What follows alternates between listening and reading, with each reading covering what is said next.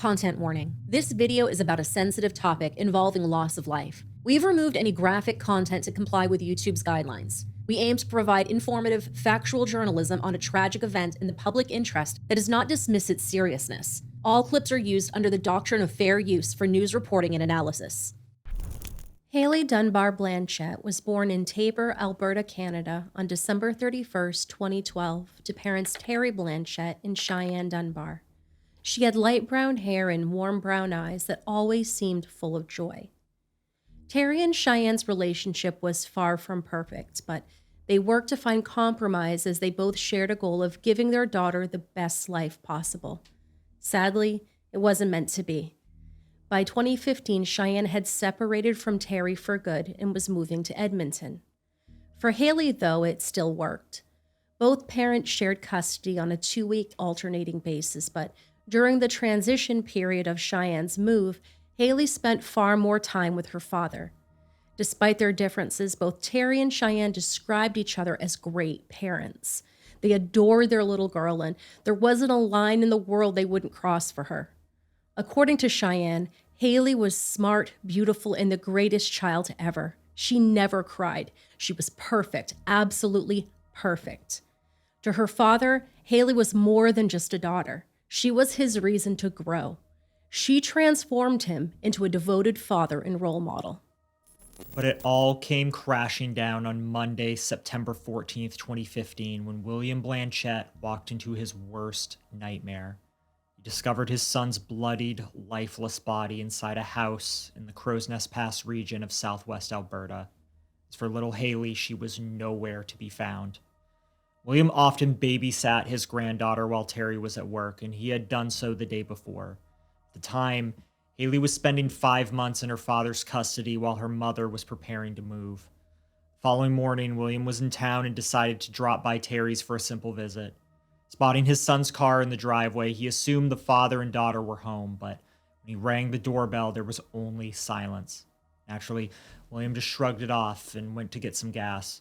While there, he tried texting and calling Terry, but there was still no response. That's when a sense of worry started to creep in. William decided to head back to Terry's house to check on him. He arrived, he noticed the front door was unlocked. This wasn't unusual. Terry often left it that way, whether he was at home or even out at the park with Hailey, but there was something unusual about this. William noticed that the door to Hailey's room was open and Terry's comforter was lying halfway in the hallway between his bedroom and the bathroom. Even more disturbing, there was blood all over the floor. Alarmed, with a dozen possibilities flashing through his mind, William switched on the bathroom light only to be met with a sight no father should ever have to face. Terry was lying lifeless on the floor, surrounded by his own blood. His body was mostly wrapped in a blanket, resting on his back between the toilet and the vanity. Additionally, there appeared to be a big cut on his neck. William rushed to his son's side and lifted him, but Terry's body was already cold to the touch. Then immediately went looking for Hailey, but she was still nowhere to be found. At around 11:12 a.m., William called emergency services and reported what he had found. They were also alerted that his young granddaughter, Hailey, was missing. Officers from the RCMP Major Crimes Unit in Calgary quickly took over the case and rushed to the scene. What they found inside was nothing short of gruesome. There were blood smears throughout the home, beginning in Terry's own bedroom.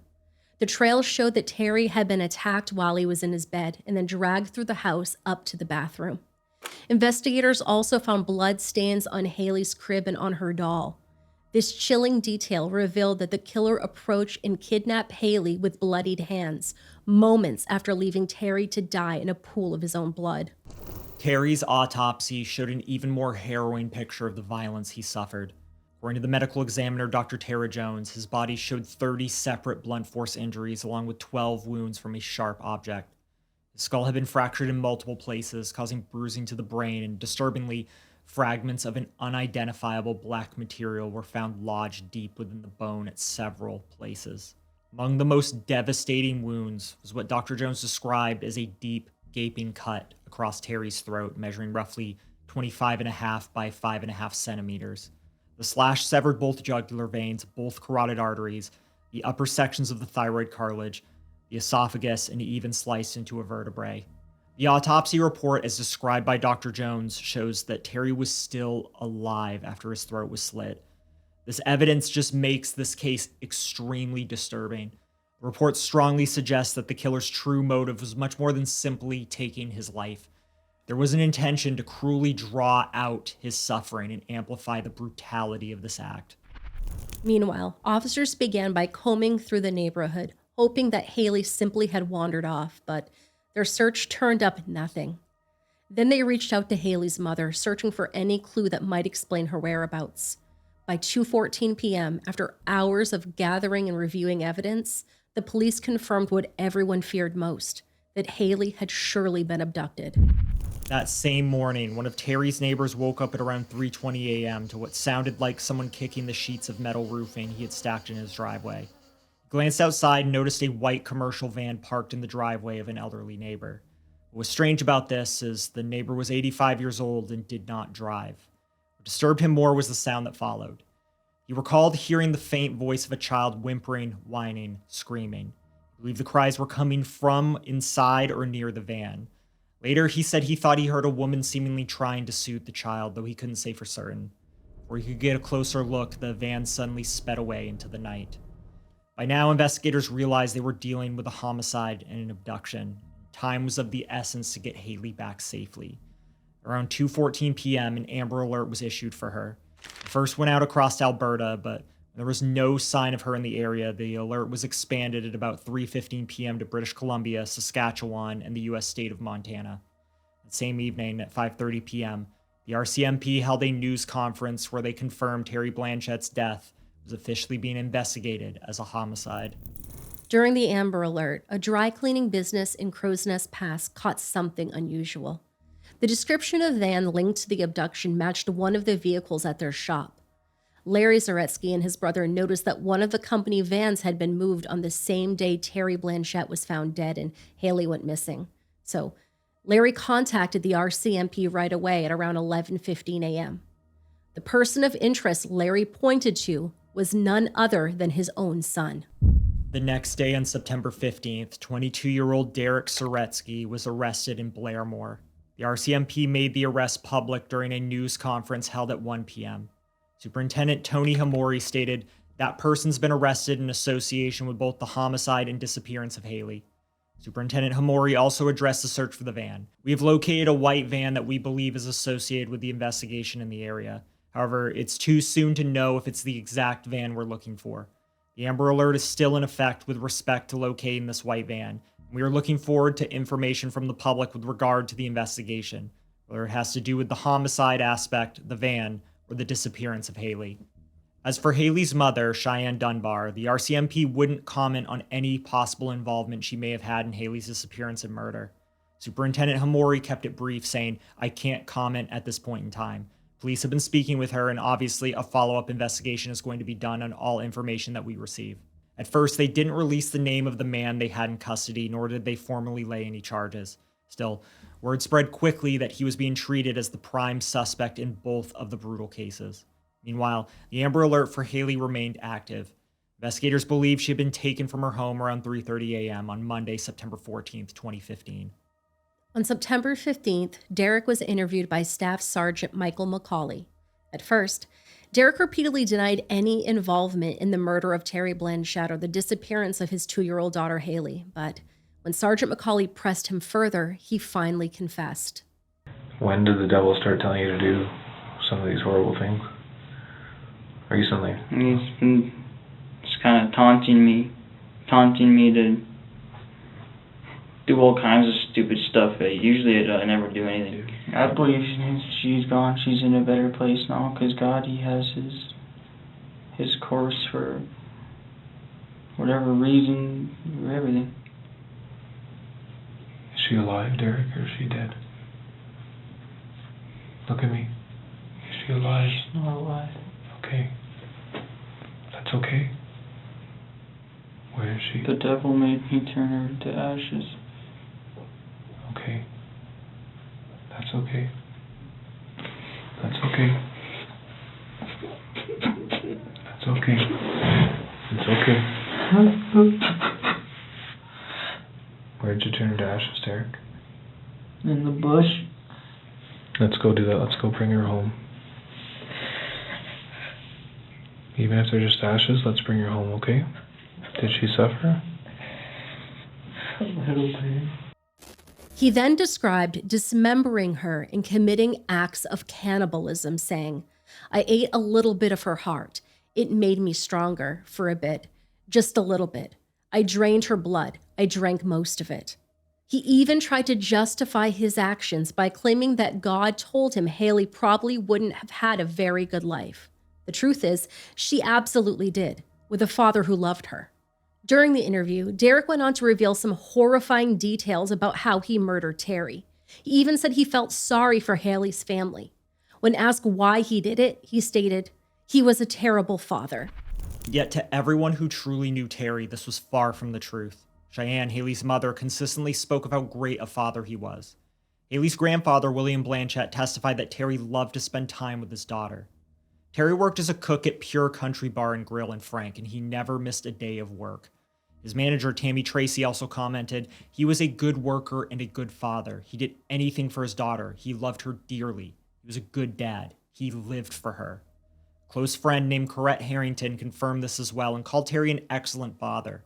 According to her, he loved Hailey very much, and everything he did for Hailey. He was an incredible dad. He worked hard for her. Another family friend named Rebecca Harrington, who was close to both sides of Hailey's family, said, "Your dad loves you very much, loves you more than anything in the world, sweetheart, and we can't wait for you to come home." Rebecca even called Terry the most outstanding single dad she had ever seen and remarked further about his dedication and love for Hailey. She said, "He stepped up. He had a full-time job. He had 2 days off a week, and those 2 days were for Hailey. Any extra money went to her. He always put himself last." It is my very sad duty tonight to inform you that we have found the body of 2-year-old Hailey Dunbar-Blanchette in a rural location near Blairmore, Alberta. The body was located during a police search based on information received by investigators in their efforts to locate Hailey. The location of the discovery has been secured and investigators are now working to process the scene. Hailey's family has been notified and we extend our deepest condolences to the family for their loss of Hailey and also for the loss of her father, Terry.